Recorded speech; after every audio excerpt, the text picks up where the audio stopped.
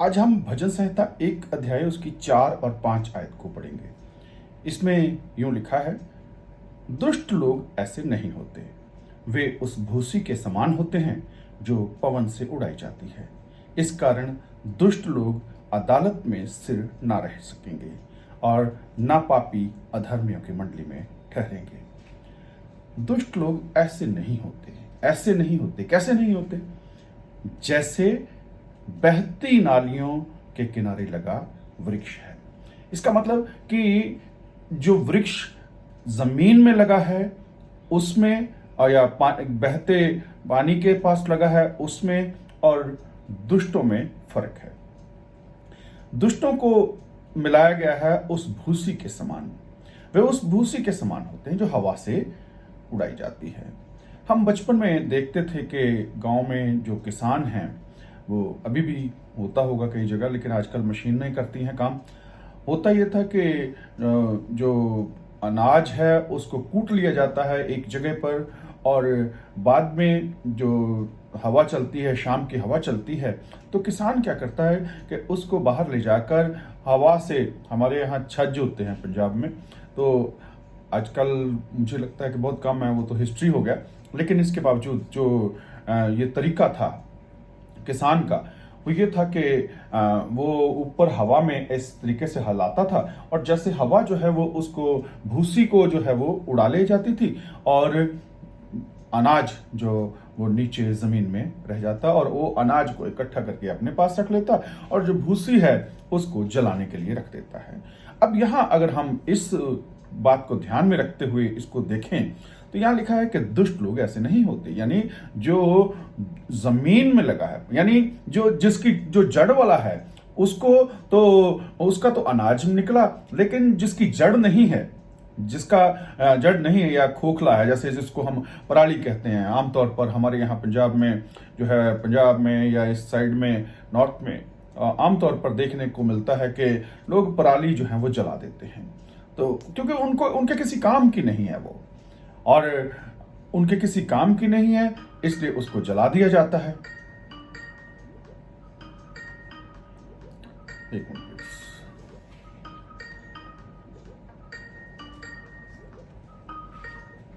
उसको जला दिया जाता है। तो पापी लोग, पापियों को उसके साथ मिलाया गया है कि वो लोग ऐसे हैं जैसे पराली होती है, जैसे भूसा होता है, और उसको, वो किसी काम की नहीं है। लेकिन अगर हम दुनियावी नजर से देखें तो हम देखते हैं कि जो दुष्ट लोग हैं वो फलते फूलते हैं, वो इसके अपोजिट होता है। लेकिन जो बाइबल में जो लिखा गया है, जो बाइबल बताया गया है, वो उनकी प्रेजेंट कंडीशन को ध्यान में नहीं रखकर उनके एंड को दिखाया गया है कि उनका एंड ऐसा है कि वो आखिर में जब फसल कटेगी, जब न्याय होगा, तब उनका जो है वो ये हश्र होगा कि उनको जला दिया जाएगा, वो क्योंकि वो किसी काम के नहीं है।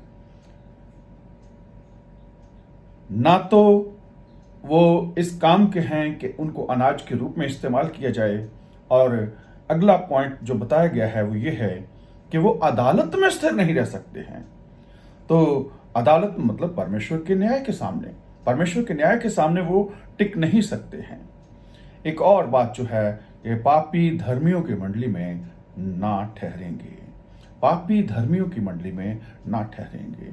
ये अगर हम पुराने नियम के हिसाब से देखें, पुराने नियम में अलग अलग जगह पर जब लोग इकट्ठा होते थे, जब मंडली लगती थी, तो वो परमेश्वर के काम की, परमेश्वर के नाम की बात होती थी, और परमेश्वर की महिमा की बात होती थी। लेकिन जो दूसरे लोग हैं, जो अधर्मी लोग हैं, वो उनमें शामिल नहीं हो सकते थे।